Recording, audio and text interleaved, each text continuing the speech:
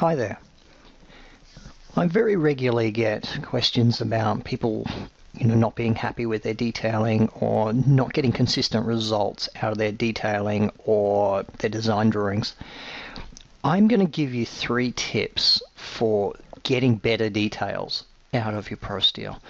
Now, this will be a lot more advanced than any of the stuff that I've dealt with sort of earlier in my other videos, but with these 3 steps, I think that you'll find you'll be able to get far better quality drawings out of your ProSteel.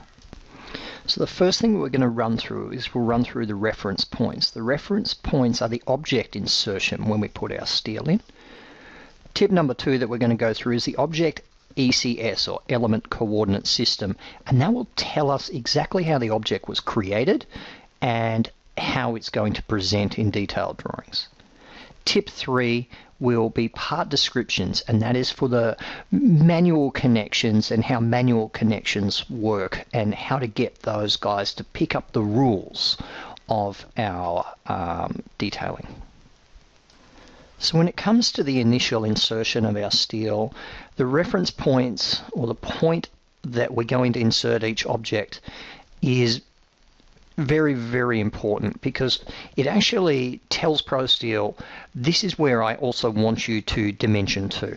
Okay, and if I could offer you a suggestion, it would be pause the video now and sort of take a screen capture of this sheet and pop it up on your wall for as a reference sheet.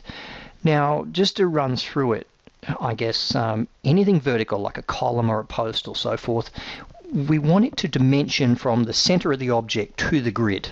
Okay, now there's going to be times when you're going to go, well, it's going to be difficult for me to, I want to put the column on the face of the grid or something like that. But please understand that the insertion of the steel really is not for your convenience. Okay, we've got to refer to where we want each object to dimension to. So this is where like the center of the object becomes quite important. Now, as an example, let's go to the C channel PFC. The inside face, in a vertical instance, it's going to be a door frame or an opening of some kind. So we want to refer to the middle face of the PFC as an example. And all the dimensioning after that is going to be really neat and very accurate for that object. When it comes to horizontal, we want to talk about the top of steel. Top of steel, and for the PFC, the inside face again, top of steel. With the incline members, things like columns and rafters and so forth, okay, generally if I'm dimensioning a rafter, I want from the purlin cleat holes down to top of steel, or the bracing cleats up to top of steel. So if you think about the logic of it, it's the center of the object at the top of steel is really where we want to have our dimensions to. Tip number 2 is going to be the object ECS, or element coordinate system. Every object that you insert within ProSteel, in particular shapes though, has an element coordinate system. It's got a little marker that shows how that object has been created. Now, I've got a little screen capture up again here, and the blue marker, you can make out the blue line. It represents the x-axis of the shape, okay, and which points towards the top of steel. So in the little graphic that I've got there, the top of the I-beam is to our right there. The red is the positive x-axis. The yellow is a positive z-axis, or it essentially shows the direction that the object was extruded in. Okay, and the yellow ball is the insert position where we inserted the object. So as you can see, this little marker here shows me exactly how this object was created and exactly how it's going to detail. The blue line points to top of steel. So if you were just going back to our steel insertion, if you had put a beam in with the ECS axis, or the reference point rather, at the top of steel, but the blue line pointed down, it is going to detail that beam upside down. Okay, it's going to do exactly what you tell it to do, and that is I want this object upside down. So you can see how critical this ECS axis is to every object, because it tells us everything we want to know about every item that we place within ProSteel and how it's going to detail. Tip number 3 is going to be part descriptions. Now, in a perfect world, every connection would be an automatic connection. It would be intelligent and parametric. But that's not even close to true. Quite often, nearly the whole job has to be manual connections. And the problem with manual connections is they're effectively a dumb object in 3D space. So how do we get ProSteel to kind of capture the rules of detailing so that it treats these objects that we manually create like an automatic connection? Well, the way that we do it is with part descriptions. We can assign the object as we create it, or en masse later, we can assign the part description. And my user tip for you for this one is just pick the type of connection that it would have looked like. So if you're manually creating a base plate or something, obviously in a perfect world you would have used the base plate connection. So I'm going to go to part descriptions. I'm going to call it a base plate. So the common ones would be the end plate, the base plate, the shear plate, the stiffener, purlin cleat, and bracing cleat. They're the common ones, and you can find it in the part descriptions there. And they're the ones, if you set it to those rules, they will work properly.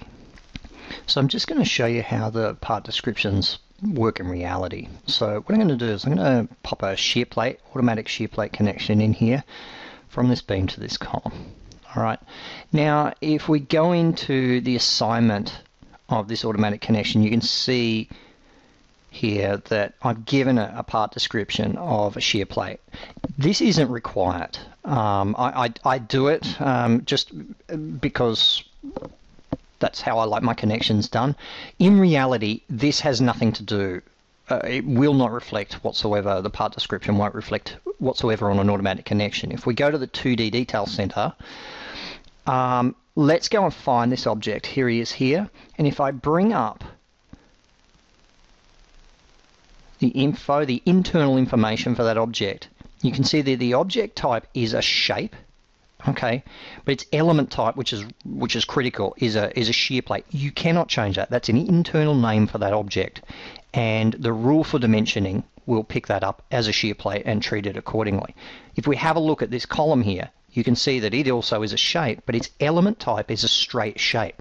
It has no real definition, okay.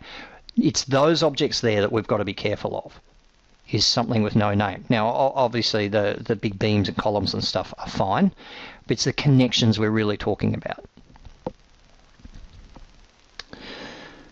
All right, so let's treat this. Let's put a base plate on this guy here. I'll just check the settings, and we're just going to pop him in on the midpoint of that column. All right, so at the moment that's just effectively a dumb plate. All right, so let's go and see how ProSteel treats this guy. All right, it has no part description at the moment. You can see here in the assignment, I have the ability to give it a description, but let's go just for now, pop back out to the 2D detail center and see how it treats it. Okay, loose element plate, and we'll go to the info of that.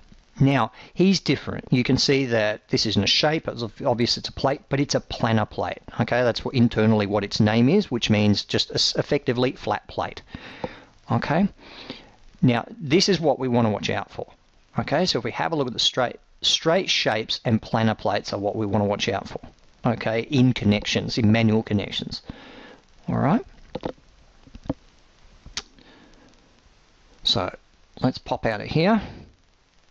Let's come back to this object here, and now I'm going to give it a part description. So I'm going to go, so you can see here it's a plate, but under the assignment, you can see that in the assignment section there's 3 main sort of categories, plus you can add all your own. The one for the Australian build is that middle section here. Okay, that middle sort of set, and use those to match the automatic connections, the shear plates, the end plates, the base plates, and so forth. So this one here would have been a base plate, so let's pick base plate. Okay, and I could have done that en masse. So if I come back out, refresh this, and come back out to this object's information internally, you can see it's still a planner plate, okay, but its part description now is locked at a base plate, which means the rules for detailing it are going to be exactly the same rules as the ones that would detail an automatic connection. Okay, so hopefully you find that very helpful. That will change your detailing immensely. So that wraps up this session. The key to that, in particular, the reference point in the object ECS is going to be getting consistency within our model. And if you get the consistency in the model, you're going to get the consistency in the detailing. ProSteel itself does very, very good detailing. It just needs to be set up to do the consistency or the consistent work. So have a go at that and see how you go.